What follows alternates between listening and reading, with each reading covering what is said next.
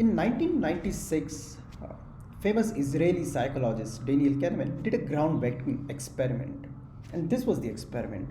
Fundamentally, Daniel Kahneman asked the colonoscopy patients, and colonoscopy as is a very painful experience. And 2 decades ago, it was way more painful experience.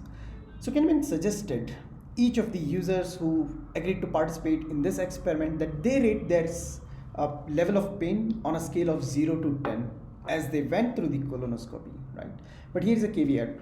So what Daniel Kahneman suggested is that the users, the patients, rate their level of pain every single minute of the whole colonoscopy procedure, right? And the results were fundamentally very, very, very exciting, and they did not really stick to the norm of what you would think. Or otherwise, the presumption is that the longer the colonoscopy lasts, the higher the amount of pain is, right?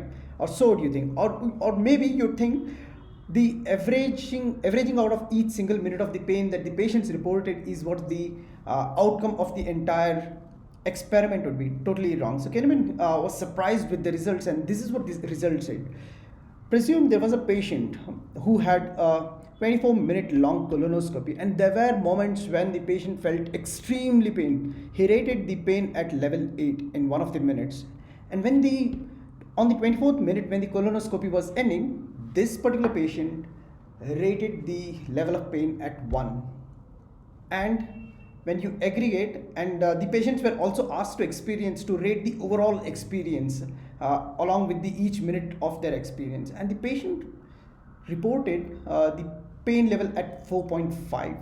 What do you think is happening here, right? So exactly this is what is happening.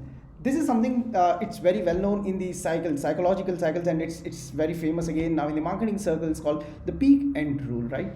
Your users are going to remember from the entire experience the best moment of the entire experience, which is the peak. Now the end is what again they are going to remember. They're going to remember the last minute of their experience, the last parts of their experience, right? So how does this translate into everyday sales and marketing? My own experience is a good example. When I first joined Whatfix, I was looking through the library of our customer calls, listening to a lot of them. In one of the calls, it surprised me. It was a 40-minute call, and one of my sales guys is talking to the customer, walking the customer through a demo, showing how the product works. And at one point, this is what my user does, my sales guy does, right? He basically raises his hands and says, "Hey John, whatever you're looking at the screen, it's not me doing it, it's the application doing it for you." Fundamentally, the customer was so wowed, right? Customer was surprised. He was taken by surprise. He did not expect the application to be doing that automatically, right? Something he has been used to doing manually for years. He has seen different applications do that manually, where the customer is asked to do that.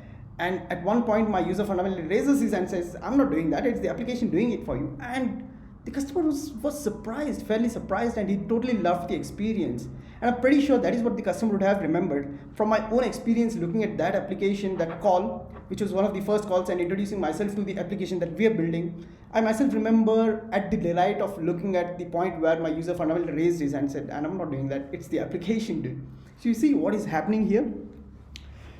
This peak end rule is all around us. Note that there is a Samsung event coming for the launch of their latest flagship Note 10 on August 7th, I think. And these are one of the finest guys who exploit this, who actually use this to their advantage. And OnePlus, the company that makes flagship killers, so to speak, now not so more, they use this to their advantage in a very fantastic way. If you have noticed a OnePlus launch event, you will notice one of their end slides for a long time has been this. They would introduce the product, they would talk about it for length in the launch event for hour, and the end is where the pricing is announced, and they say, so OnePlus 6 is going to cost you, say, $500, right? And then they would wait for 30 seconds or so after everyone's clicked the pictures, noted down, all the journalists, all the freelancers, all the people there, and then they slash the pricing and they say, "No, we're just kidding with you. It's going to cost $450 or $399. And that is exactly when you will see people cheering up. They would clap. That is what they're going to remember from the entire event. And you're making the customer, while the customers are going to remember that last moment, plus it's also to your advantage to use it, give customer a higher expectation, or maybe tell them that it's going to cost this hi, and then suddenly you say, no, it's not gonna. I was just kidding you. It's just right. How does this fundamentally again translate? If you have to take one outcome from this video, if there is one takeaway you took, look at it this way. Gong did a survey. I think they analyzed some 30,000 calls from their records, from their repository, and Gong says that an ideal call that lasts, I mean, a 30-minute customer prospect call is not likely to lead into a deal than a 60-minute call does. So on an average, it's going to be a 60-minute deal that should give your chances, the chances of converting that 60-minute deal into calls into deals are larger than a 30-minute call.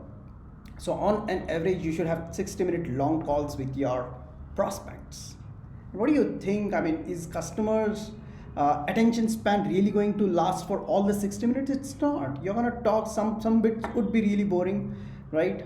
Some bits might be interesting. There would be ups and downs. So I would suggest the way the psychological works, the way we have evolved to keep our attention, the way the way the dopamine surge happens in the brain, that's the happiness hormone, right? This is how it works.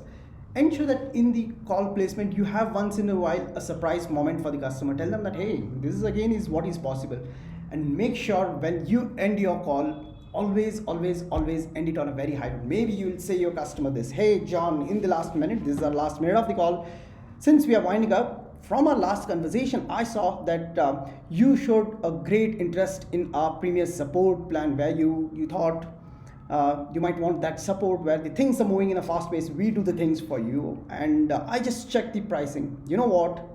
I'm just gonna bundle 6 months free for you. How does that sound? John is gonna love that, and that's all this is about. So remember the peak end rule. On an average, a 60-minute call is likely to convert into a deal. And remember, having your 60 minutes, there are a few moments where you surprise your customer. One moment that will totally blow off your customer. That is what your customer is going to remember. And end your call on a very auspicious, very delightful note. So customer leaves in good taste and is more likely to convert and remember you. Tell me what you think of your own experiences in the comments below. And my name is Rajesh. I'm your friendly neighborhood sales ops guy. I'll see you in the next video.